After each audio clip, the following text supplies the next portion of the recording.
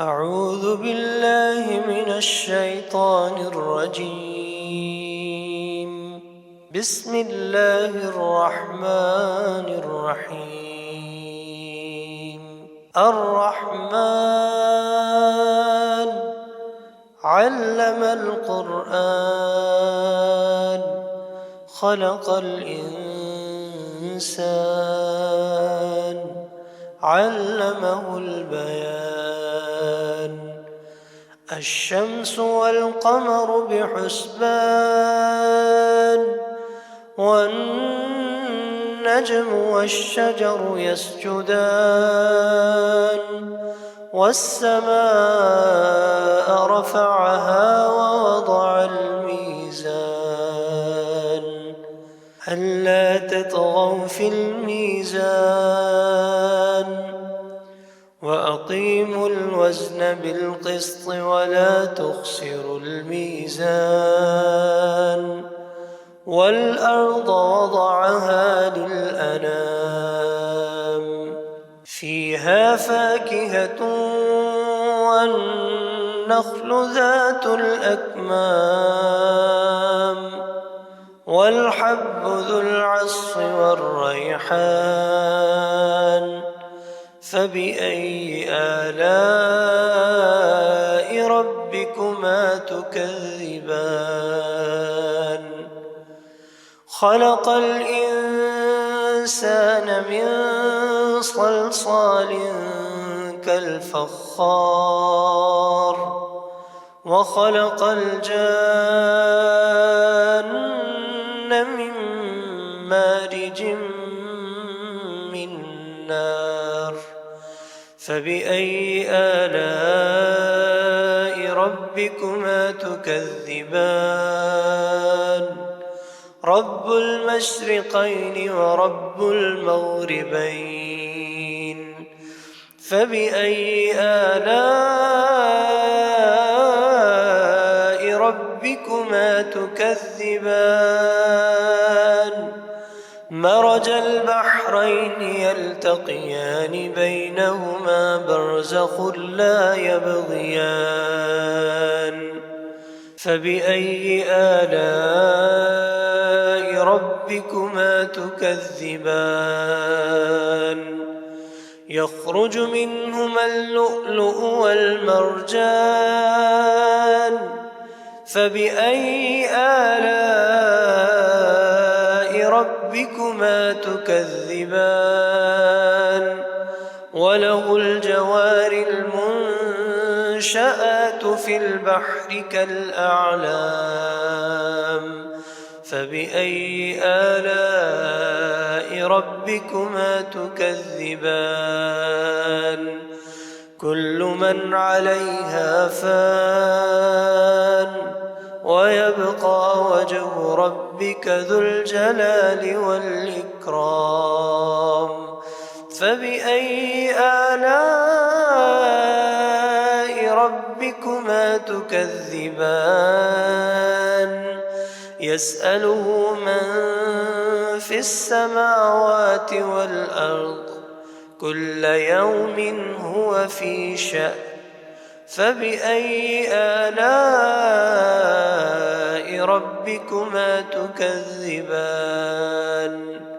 سنفرغ لكم أيها الثقلان فبأي آلاء ربكما تكذبان يا معشر الجن والإنس إن استطعتم أن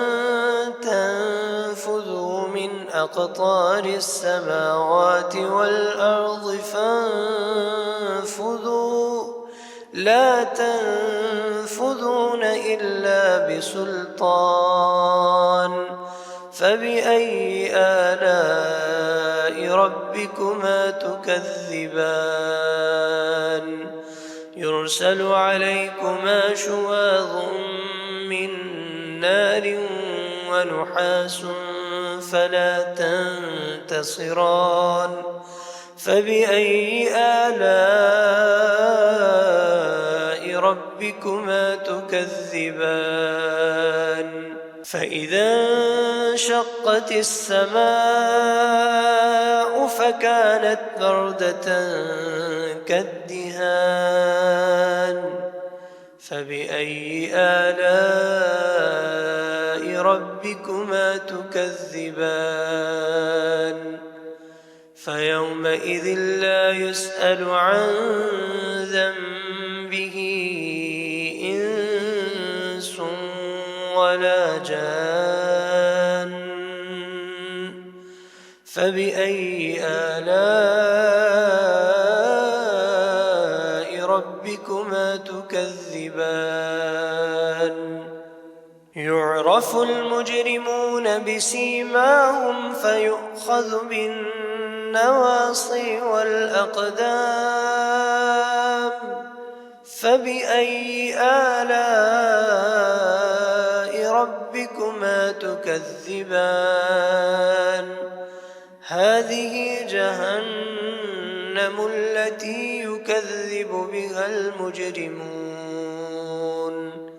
يطوفون بينها وبين حميم آن فبأي آلاء ربكما تكذبان ولمن خاف مقام ربه جنتان فبأي آلاء ربكما تكذبان ذواتا أفنان فبأي آلاء ربكما تكذبان فيهما عينان تجريان فبأي آلاء ربكما تكذبان فيهما من كل فاكهة زوجان فبأي آلاء ربكما تكذبان متكئين على فرش بطائنها من استبرق وجنى الجنتين دان فبأي آلاء ربكما تكذبان فيهن قاصرات الطرف لم يطمثهن إنس قبلهم ولا جان فبأي آلاء ربكما تكذبان كأنهن الياقوت والمرجان فبأي آلاء ربكما تكذبان هل جزاء الإحسان إلا الإحسان فبأي آلاء ربكما تكذبان ومن دونهما جنتان فبأي آلاء ربكما تكذبان